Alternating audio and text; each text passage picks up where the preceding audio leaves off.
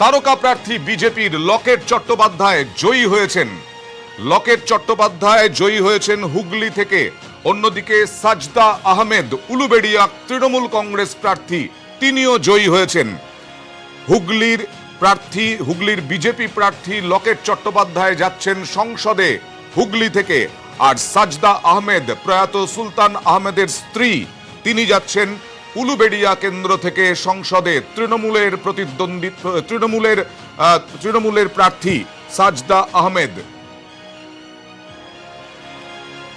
এই মুহূর্তে আমি সুমন বন্দ্যোপাধ্যায়ের কাছে, আর সুমন বন্দ্যোপাধ্যায় আমি শেষই করতে দিচ্ছিলাম না, যাই হোক শেষ করুন প্লিজ।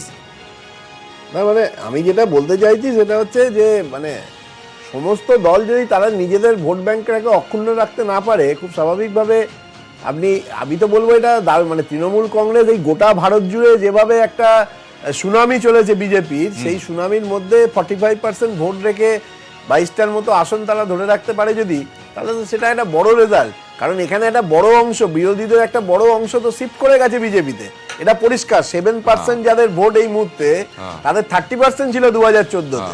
অর্থাৎ এই 17 আর 23 যোগ করলে দেখবেন যে 39 আপনাদের সিপিএম এর কাছে নতমস্তকে এইরকম অবদানের জন্য ধন্যবাদ জানানো উচিত, এইটাই বলা হচ্ছে। না না, ডেফিনেটলি তাই। মানে এটা তো একটা পরিকল্পিতভাবে গেছে ভোটটা, এটা কোনো অস্বীকার করার কোনো জায়গা নেই। দীপ্তিমান, মানে শুধু তৃণমূলকে হারানোর জন্য পরিকল্পিতভাবে সিপিএম এর সঙ্গে গাঁটছড়া বাঁধা, সিপিএম এর বিজেপির সঙ্গে গাঁটছড়া বাঁধা। পাল্টা যদি বলি, পশ্চিমবাংলাতে তৃণমূল কংগ্রেস বিগত পঞ্চায়েত নির্বাচন এবং তার পূর্ববর্তী সময়ে যেভাবে বিভিন্ন দলের বিধায়ক, পঞ্চায়েত কমিশনার, কাউন্সিলর এদেরকে যেভাবে নিয়েছে, তার মধ্য দিয়ে যে গণতন্ত্র হরণ করছিল, পশ্চিমবাংলার মানুষ একত্রিত হয়ে তৃণমূল কংগ্রেসকে রাজনৈতিক প্রেক্ষাপট থেকে সরানোর জন্য যে প্রতিজ্ঞা করেছে, সেটা বিজেপির মাধ্যমে সংগঠিত হয়েছে।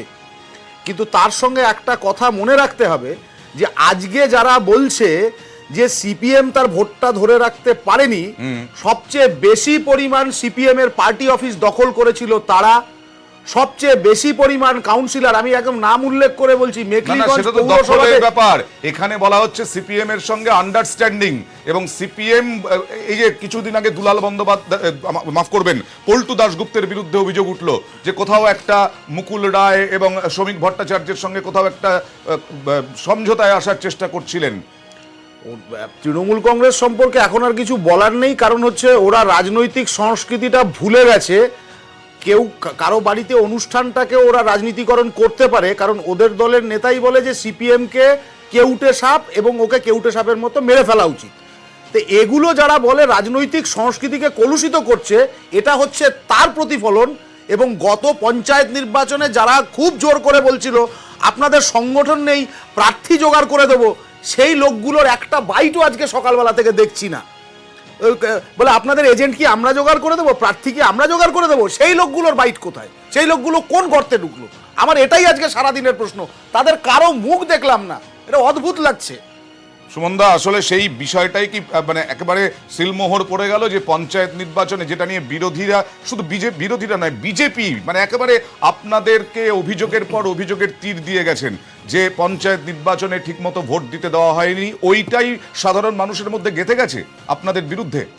না না, পঞ্চায়েতের ভোট দেওয়ার ভোট, আরে সারা ভারত জুড়ে যা ভোট হয়েছে, বিশেষত ত্রিপুরায় যা ভোট হয়েছে, বিজেপি কিভাবে শান্তি শৃঙ্খলা রক্ষা করে, ভোট কিভাবে ম্যানেজ করে, ভারতবর্ষের মানুষ জানে।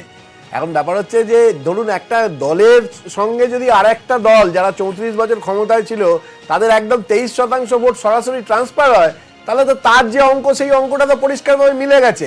আমার কথা হচ্ছে যে তৃণমূল কংগ্রেসের ভোট পার্সেন্টেজ 2014 তুলনায় 6% বৃদ্ধি পেয়েছে, এইটা কিন্তু ভাবতে হবে আপনাকে।